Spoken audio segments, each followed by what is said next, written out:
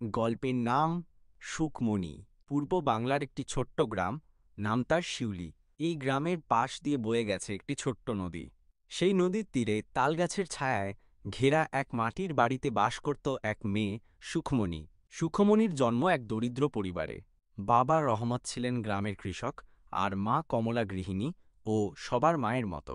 সুখমণি ছোটবেলা থেকেই ভীষণ শান্ত ও মধুর স্বভাবের।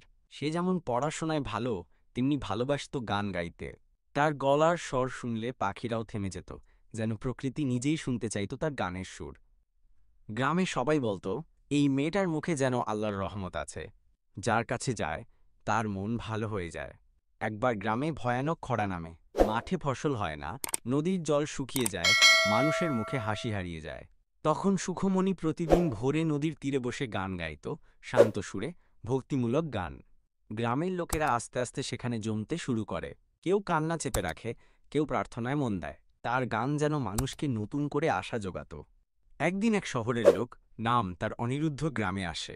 সে ছিল একজন সঙ্গীত গবেষক। সুখমণির গানের কথা শুনে সে মন্ত্রমুগ্ধ হয়ে পড়ে। সে সুখমণিকে শহরে নিয়ে যেতে চায়, তার প্রতিভা বিশ্ববাসীর সামনে আনতে চায়। কিন্তু সুখমণি সোজা বলে, আমার গান এই নদীর সুর, এই মাটির গন্ধে মিশে আছে। আমি থাকব এখানেই, এই গ্রামই আমার মঞ্চ।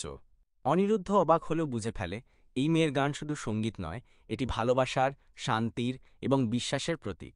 সময় কেটে যায়, খরা চলে যায়, নদীতে জল ফেরে, মাঠে ফসল ওঠে। কিন্তু সুখমণির গান কখনো বন্ধ হয় না।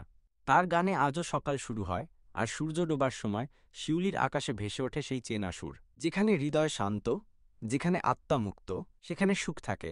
নাম তার সুখমণি। এই গল্পটি সুখমণি নামের মধ্যেকার এক শান্তি, আস্থা এবং শিকড়ের টানকেই তুলে ধরে। গল্পটি আপনার কেমন লেগেছে